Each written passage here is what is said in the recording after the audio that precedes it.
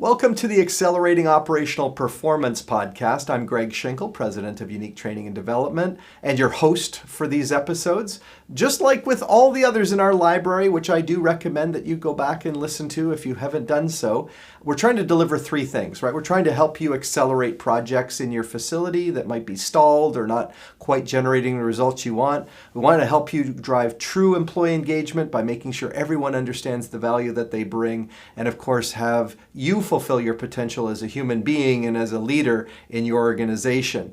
Today's guest is stellar, and it is Jason Gscheidmeier. Jason is the Director of Specialty Services at La Costa Facility Support Services. With over 20 years of senior management and leadership experience in sales, marketing, and manufacturing operation, Jason brings a wealth of expertise to any team.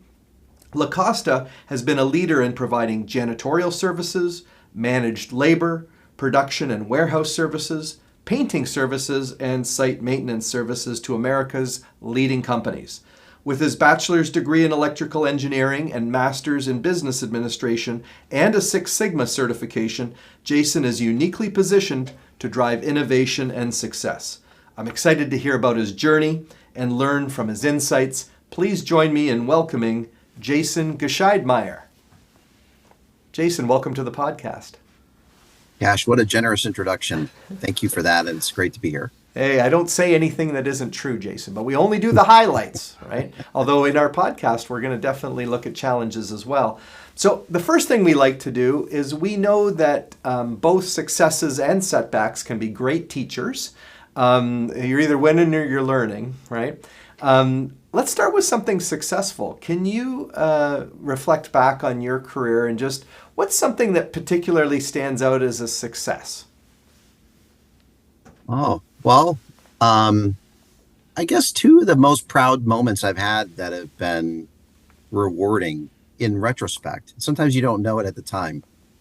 There are difficult, challenging situations, and some are unexpected. But I was previous company. I was with an organization we built a senior management team that I've never seen a team come together like it did, and the teamwork and collaboration, honesty, transparency, and results. Like they all came together, and watching everybody trust each other and give to each other in ways that were incredibly rewarding. And that was a special moment for us in a big way. And and I think getting into moments where I had to do 2 acquisition integrations and learning how to stretch through moments that you never thought you'd get through, and what it took from a leadership standpoint, but also what it took from the team and the importance of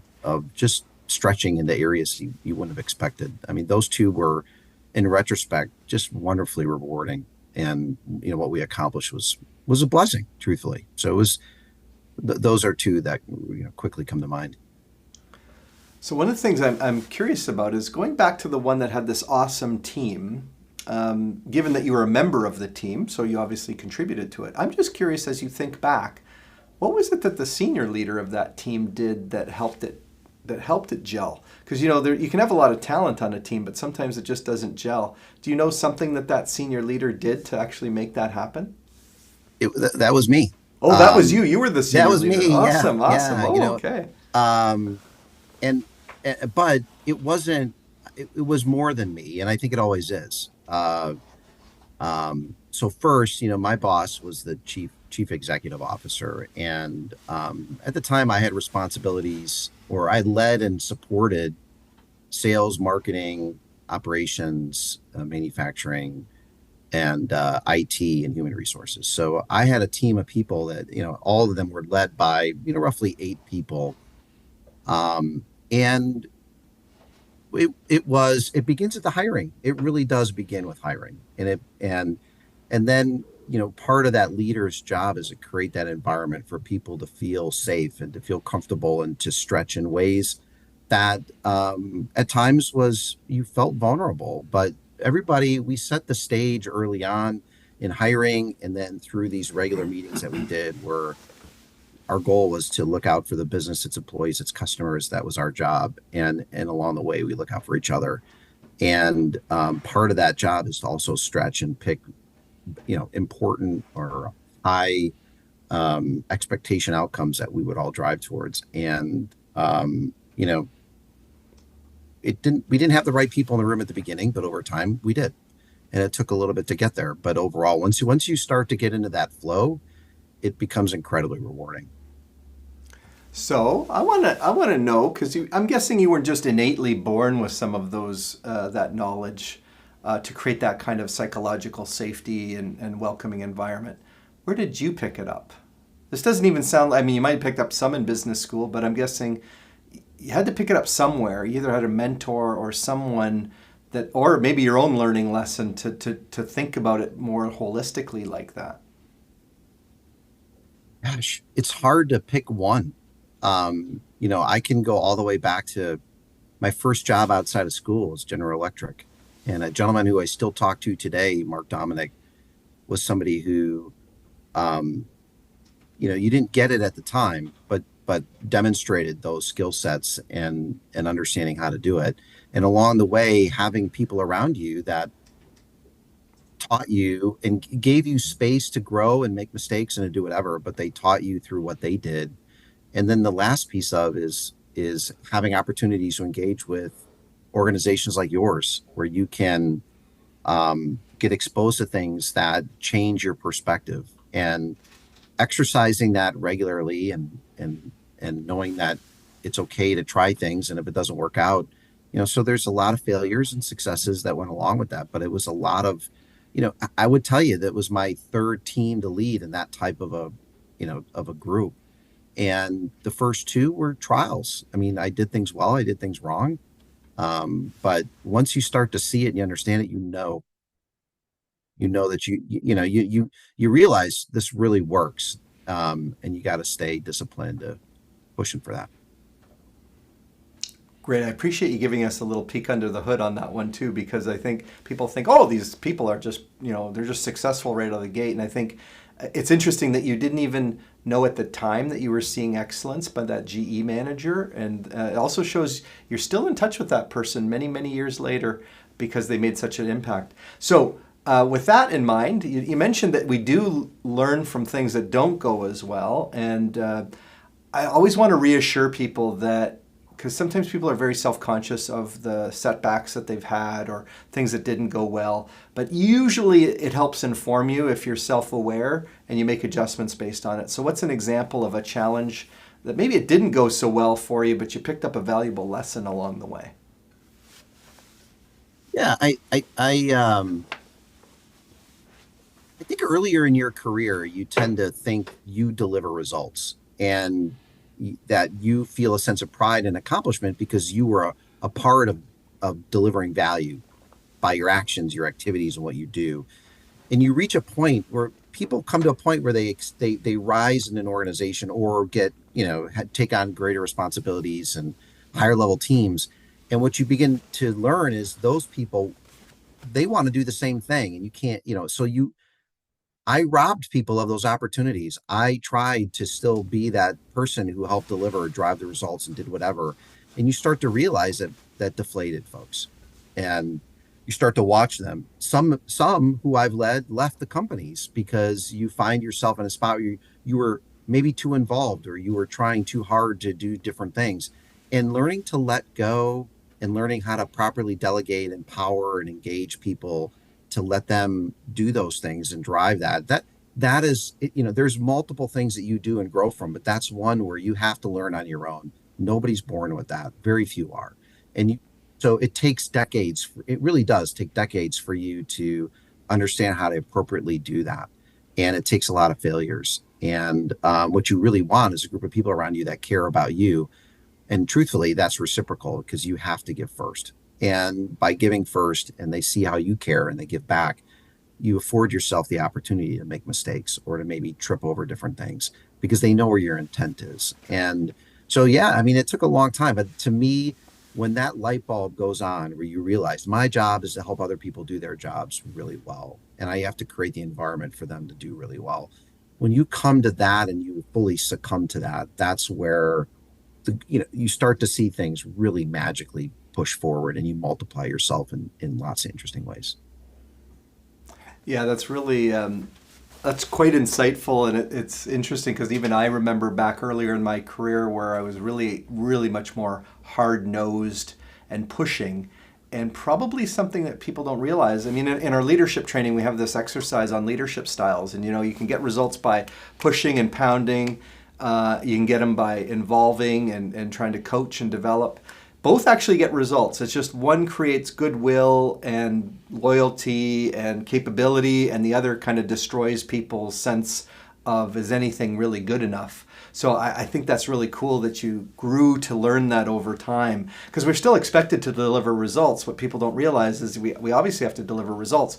It's just how we deliver those results really has a lot to do with the sustainability of that, and even the sustainability of the relationships involved. So thank you for that. Knowing that you've done training in Six Sigma, you've obviously led some lean initiatives. I'm curious, true active management, where kind of the person who's responsible for the production reports on it, owns it, and does that.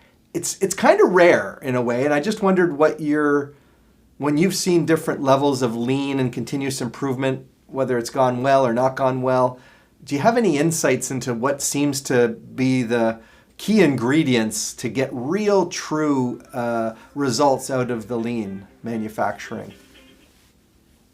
Wow, that's a really good question, and it's so first you have to, I guess, answer what really is continuous improvement, and what are you trying to accomplish with it? Because companies define that in different ways. I have to go off of my belief system, and so I'll answer it in that way. So continuous improvement to me is developing people as much as it is improving the business or the operations or the processes that you're there. And the only way you're going to do that is by giving teams time and giving them patience to be involved and to go through that process with the right facilitator, or somebody who's going to lean with a lean background, a lean experience, or CI experience. And because for many of those people, that is, it's easy to forget. You could have somebody on your team that's in their 40s and it's been 20 years since they've had formal education or a classroom environment, or being in that space. And so for those people, it takes time for them to get comfortable, it gets time for them to understand what to do and to be involved. And so you have to give them the space, the time, and you have to give them the patience to be involved, to grow and understand what they're doing. And that facilitator is huge. And company support is huge. They need to know up front that we care for you. You're here for a reason. You're going to make it better. The facilitator is there to pull people through by utilizing tools and proven practices that get people to think and autonomously work through problems. And that's how you really then ultimately get true sustainable results, because people are really well vested into that process. So the company's got to be willing to give them time and support and sponsorship. You then need a good leader who's going to understand how to facilitate it with the tools and stuff necessary. And then lastly, you just got to give people opportunity, and you got to be a little patient with them and expose them to the right thing. So to me, that's what that ultimately means, because we're building people as much as we're building efficient practices. Yeah, it's I love that you have that mindset of building up the people and recognizing that you don't learn things instantly, and it takes a while. And when you've seen situations and you have a wealth of experience and knowledge, remember that the other person might be just starting that journey of awareness. And so I like this idea of giving people space to grow into knowing what their business is and feel confident in reporting both the good stuff and the bad stuff when management's coming by and doing their Gemba walk or something like that. So knowing that you've had very senior level positions, when you have these functional departments or silos sometimes, we talk about there being, there can be competing priorities. And I've had other guests say, conflict isn't a bad thing. You want some friction there, but I just wondered what you've seen in terms of trying to align people's efforts when there may have some incentives or other reasons why they're not aligned to what the organization overall is trying to achieve. Have you observed it in your career? What have you done about it? It depends on where you are in the company. Um, if you're afforded that opportunity where you own each of the functional areas, uh, you have to quickly set that expectation, and you begin by helping you begin by bringing that team along with the idea that a high performing team, one of the characteristics of that is that they're willing to give something up to get something bigger in return that may not be in their area, and you have to help them understand that that is by definition the team's success, and that also is by definition their potential to grow and to deliver and to become more, whether that be, sometimes when you get to the very, the highest level of an organization, sometimes the next step is out, and you don't want that to be the case. But if somebody really wants that, they want to grow, that's okay. But giving them that opportunity to see and understand what that looks like and help them understand that to grow, that's what you need. If you're in that middle, so to speak, or you're not somebody who owns all those functional areas, what I will say is that, you know reciprocation is one of the most powerful things. I think that's right in the book Influence, and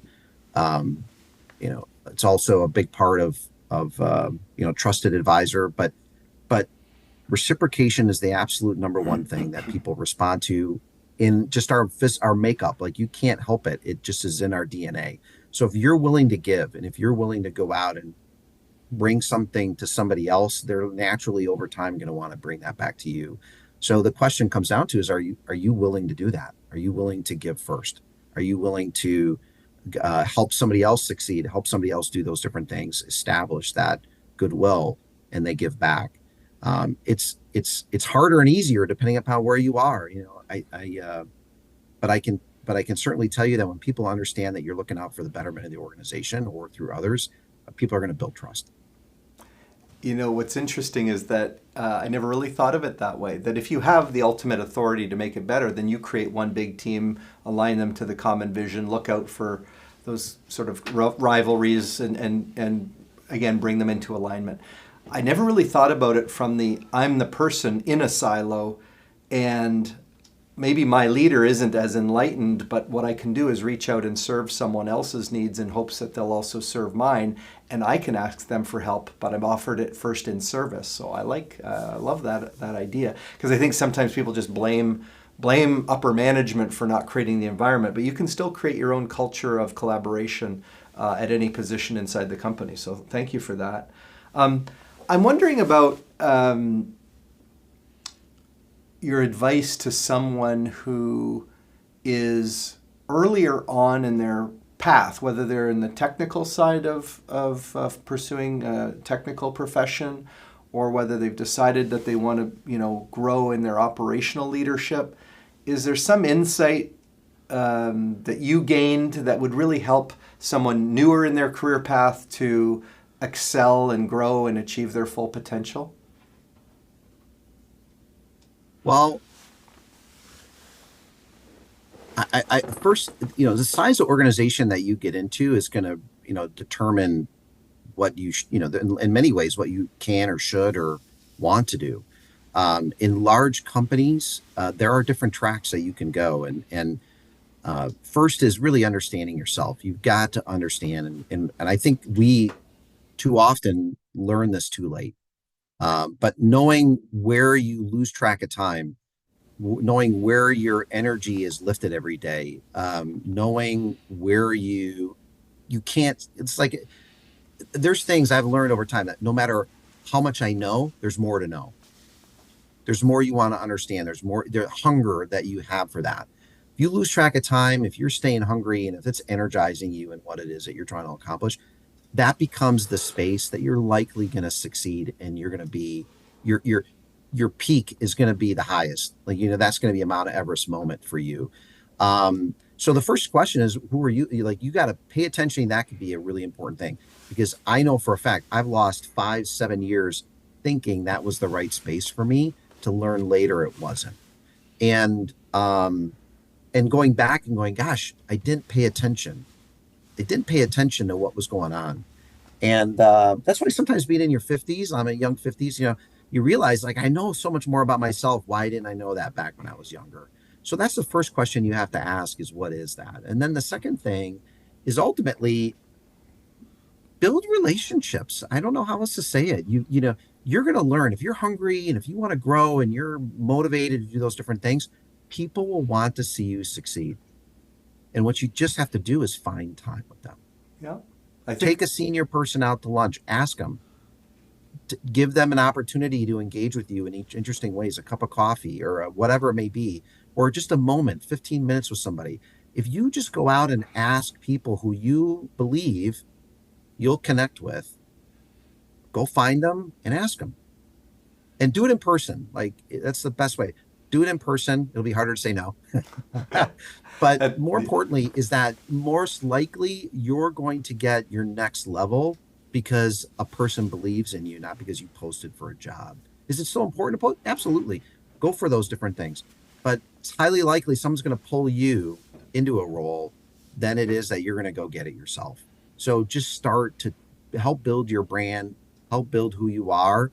But boy, know what you want. Because if you don't know what you want and you sit down with those people, they're going to hurt you faster, right? So, because they're going to not, I mean, I don't know about you, but if you've ever tried to help somebody and they don't know quite what they want, you get stuck, and you want to help them, but you don't know how.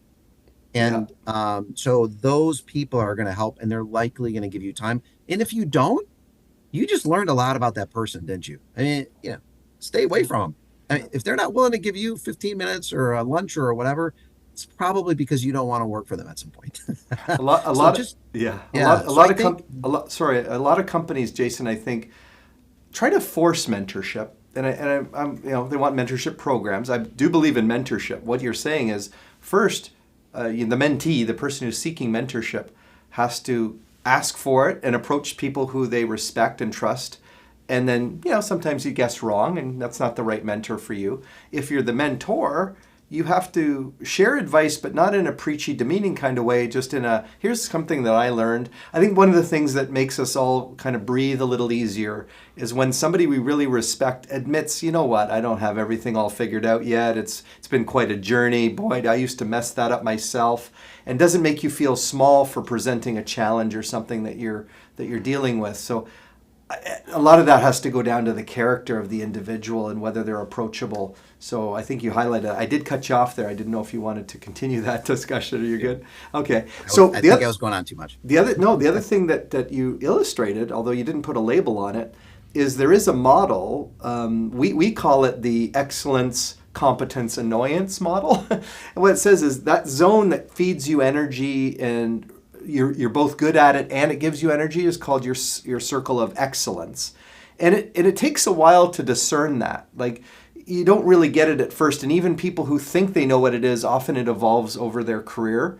Then there's the circle of competence, which are the things you're good at, but they don't really feed your soul, and you can get trapped into doing that. It's your job. It's sort of like the classic case would be taking an accountant and assuming that they want to be the treasurer of the community organization. Well, maybe they don't. Maybe they want to do something other than that. Their competence is accounting, but that may be not their passion. And then your circle of annoyance are the things that irritate you and anyone else watching you because they're just not your strength. And I think you don't really know all these things until you experience a bit of that. I definitely don't like that. I really like this. This feeds my energy.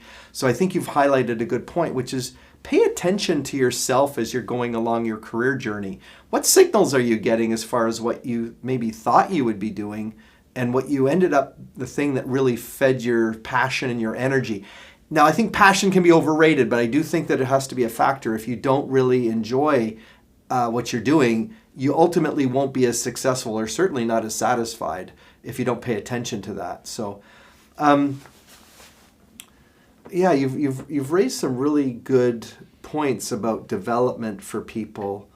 When you've noticed people at the front line level, maybe the first transition that they're making from being an operator, a team member, to stepping into leadership roles.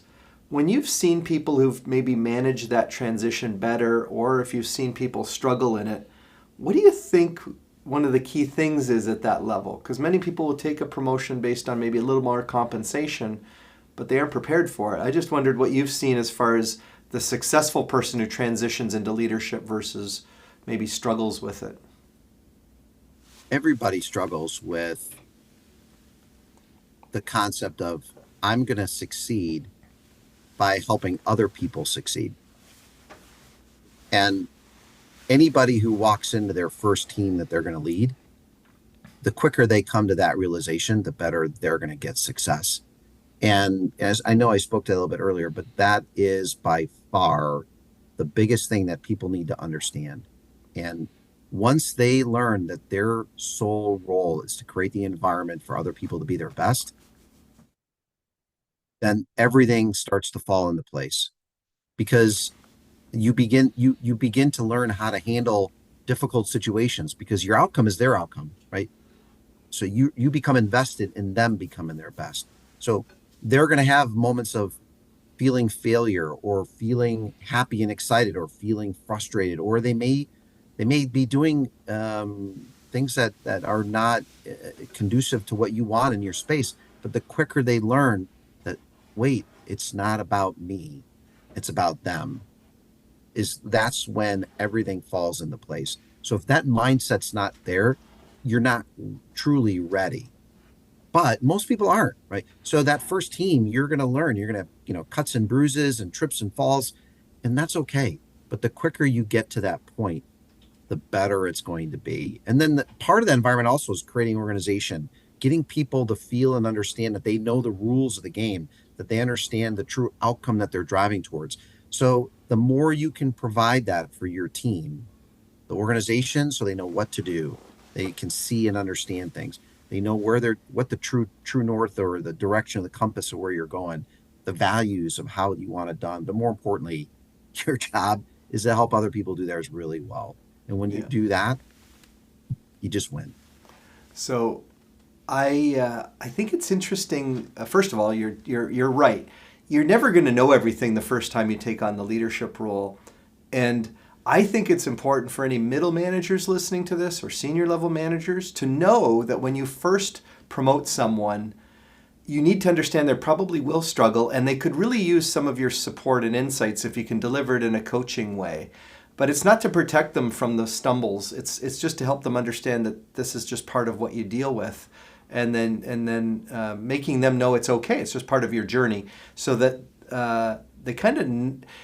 You wish you could tell someone all the things they're going to encounter before they encounter it, so they could prevent it from happening, but it's just not possible. So the only thing we really can do is have a supportive environment where, as we're learning and stumbling and growing, somebody's there to help us process that and tell us it's going to be okay. You know what? Every time you do a first leadership job, there's going to be inevitably some stumbles and failures. I'm just curious, as you've been already so insightful, I just wondered if there's any last pieces of advice that you'd share to someone, either about getting better results, or getting better engagement, or just, advancing. You've given us so much already. Is there anything else that comes to mind? I'm trying to remember everything I said. I don't know. That's okay. Even if you repeat it, it's okay. But I think the part that the people need to understand that you care. They need to know that you care for them, and they also need to set the right expectations. So if you let people know, I'm going to set high expectations, I'm going to want a lot of you, but I'm doing that because I want you and your team to do really well, and I want you to accomplish great things.